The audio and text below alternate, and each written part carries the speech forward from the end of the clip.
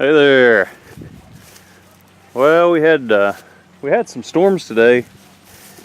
Really heavy rain and I guess about 70-mile-an-hour straight line winds, they said. And well, we had a casualty. And I don't know. Well, you see part of it's hanging off there. So my wife told me that quiet down over there. They don't even care I'm trying to make a video. But she said, yeah, it's hanging in this corral. So I don't know if my black buddies there were over here and roughing it up, but it's destroyed. It broke right here. I hate that. I think they've been shoving and beating on it for one thing. I don't know. Look how, I mean, that's supposed to be a circle. Look how bent that is.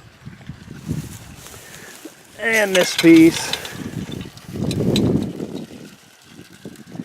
Now, one thing about it, I've got a lot of good springs now.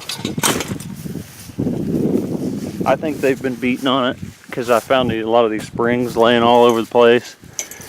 I don't know. I don't know if wind destroyed it or they destroyed it. Probably a little of both. Yeah, that's no good. Kids like to jump on that. Oh, shoot, my water's overflowing.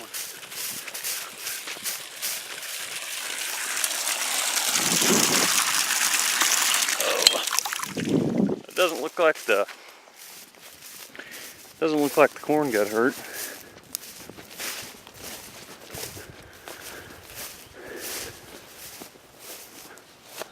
That didn't look bad.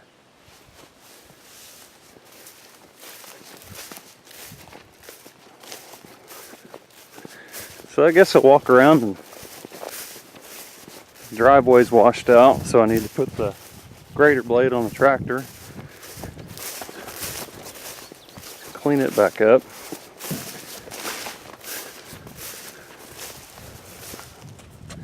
Check these guys out. So I guess I'm gonna go walk around the outside fence and make sure a tree hasn't fell over anything. We'll get back to you later. All right, here's what this all these trees right here. You can't tell, but that's basically a dry bed. It's like a dry creek, and it goes straight through that cornfield, and it crossed the road. And what they did, this is a no-till. I don't think this has been plowed, disc, anything but a no-till drill, a no-till planter. It used to erode really bad right through there. There was probably, across this cornfield, I bet that ditch was 10 foot deep when I was a kid. What they did was, I was just telling somebody about this today, how it changed it. They stacked up like it's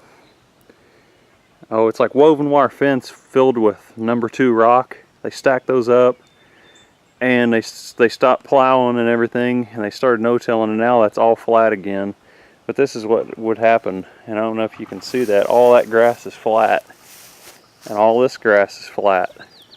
The water comes, let's see, the water comes out of that cornfield this way, and there's another out of that woods way back there. It comes out this way. That dry bed runs, if you see those trees, it actually runs through there and up into that woods. And that water, that tells me, I mean, I wasn't here, I was at work, that tells me how much it rained today. You see, all this was just flowing in here.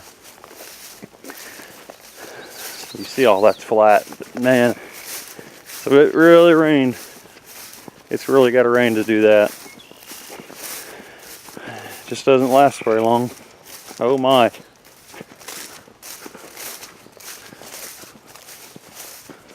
I've really got a lake going on now. I got my buddies on though. Well, here's one of the runoff points. That's where it goes up. Yeah, there's the cornfield right there.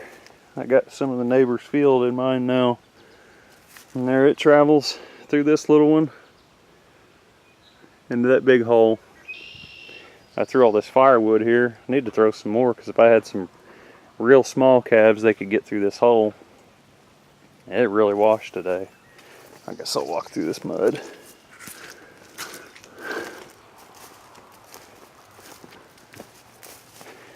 Well, there it goes. Flows out of here.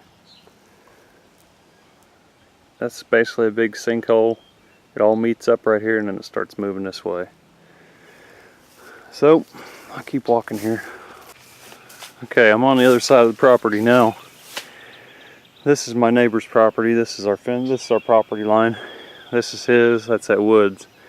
And it pours out of that woods, runs down through here, and you can still see all this standing water and all this flat. Comes right through my fence. See all that flat? Now we're on the other side of that basically that dry bed I was talking about. It shoots straight through there, goes in that woods. And you can't see it, but right over in that direction is that big hole I was talking about where it fans out and starts going through that other fence. So, looks like we got one tree snapped off here, but I don't think we have anything over a fence, at least. That's good. Now we had one victim. So that was let's see if I can see any dead. This was a good, healthy walnut tree, and it'll live. Yeah, it doesn't look like, so it snapped half of it off. So, firewood, I suppose. At least it didn't take the whole thing down, so it'll live. It's still got life coming off this side, so just it looks like about the right there at the center branch. So over here, this is the west, and it snapped it right off. Let's see what the pond looks like. It's probably full.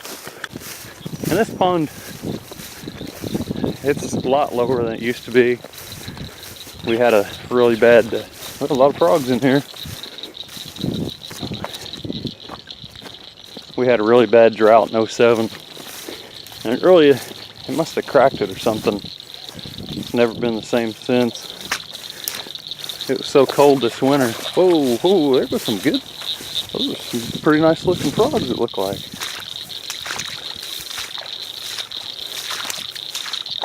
It was so cold for a couple weeks in January. We were able to ice skate across this. I wasn't doing any videos at the time. I wish I would have. Took some pictures of them. But it was trying to think what the temperature was. I don't think it didn't get much above 10 or 15. It was down in the -5, -10 almost every night for a couple weeks. So that's the only time I've ever got on this pond. It stayed cold for so long. There you go. It's nice to have this pond. That gate where the big mud hole is, I can keep them on either side. I got water in the well on that side, and the pond over here, so if I need to section them off for any reason, say if there was a tree across the fence tonight, I didn't have time to cut it down or anything, I could always just shut them in the other side. Look at my ugly face. Be like one lonely farmer, he always looks at himself. Yeah! No, I don't know how he does that. That's a skill. Seems like I don't know. He's always got that thing held out though. So you can look at me for a second while oh. Yeah. Well, not too bad. The only place that really snapped that tree off was where it doesn't matter. And the tree will live and all that stuff, so that's good. We definitely, like I was talking about that drought of 07, that was really bad. I remember that we we had an early spring, and then everything was going good. Grass was coming up, going real good, and then we got a really hard frost, and it stunted everything. So the first cut of hay was no good, and then it didn't rain all summer, and they released that CRP ground, government protected ground, where you're supposed to just bush hog it once a year. So they released that for hay. My neighbor over here, he's got 10 acres. We square baled it all, and it was nothing but dead and thorns and everything else. Those poor cows I had, they probably had I'm going through the mud hole. They probably had the toughest tongues on earth after that winter eating that stuff, but